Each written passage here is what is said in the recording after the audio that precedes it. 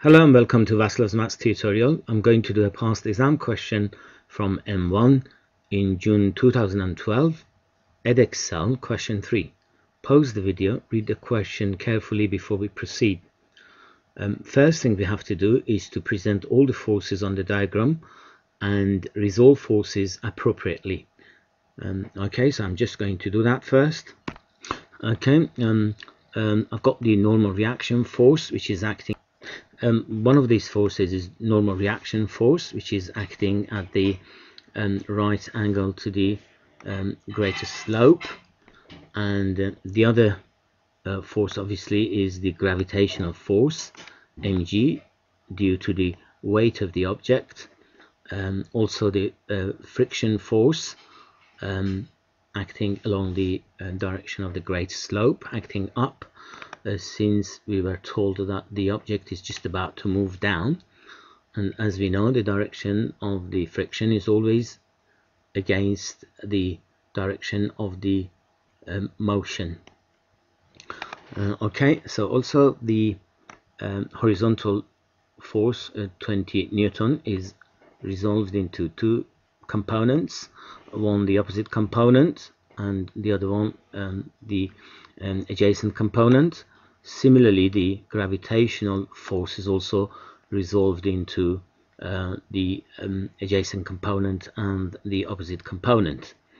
And also, if this angle here is 30, this angle here is also 30 due to alternating angles. And also, if this angle is 30 and this angle here is also 30, and due to similar triangle. Okay, so now we're ready to do part A. It says work out the magnitude of the normal reaction of the plane on the box. Since we've been asked to work out the normal reaction, we have to find the resultant force along that direction. Okay, so let's do that. I'm going to take the upward direction as positive. Okay, so along that direction I've got R, so I'm going to put that here, and then I've got 20 sine 30, but it's acting down, so it's going to be negative, so minus 20 sine 30, and got another force along that direction, and that's mg cos 30, so it's acting down, so it's negative, mg cos 30 and is equal to 0 since at the equilibrium.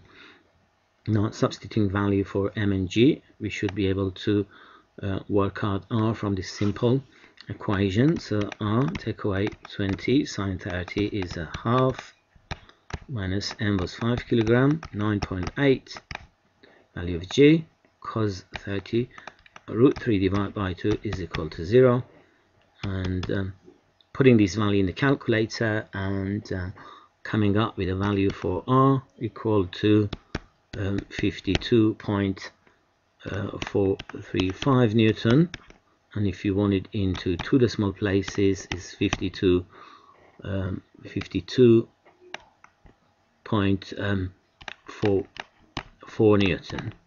Okay, so that's the answer for part A. Okay, part B. You've been asked to work out the coefficient of the friction between the box and the plane. Okay, so this time friction is involved, so we try to work out the resultant forces along the direction of the great slope, and I'm going to this time also take the downward direction as positive. Forces along that direction are, one is mg sine 30, so that's going to be positive, acting down, so mg sine 30. Other forces along the direction of the great slope are 20 cos 30, but is acting up, so it's going to be minus 20 cos 30, and the other force obviously is the frictional force. Okay, the resultant of these forces also equal to 0, since object at equilibrium. And now we know that the frictional force is at its maximum since the object is just about to move down. This is sometimes called, the object is a tilting point. So the maximum friction force, as we know from the theory, is equal to mu times r. So we have to replace the frictional force by that value and substitute for m and g. 9.8 half minus 20 cos 30 root 3 divided by 2 minus, replacing that by mu r equal to 0. Obviously we know what r is. We got r already worked out in part A. It's 52.44. so if you replace that here, we get a value for mu. 9.8 half minus 10 root 3 minus mu and r. Just going to put 52 points, well, for greater accuracy maybe I put 435, and that's equal to 0. So solving this simple equation for mu work out to be 0.1369, or in 3 decimal places mu is equal to 0.137. Okay, so that's the end of part B. Thank you.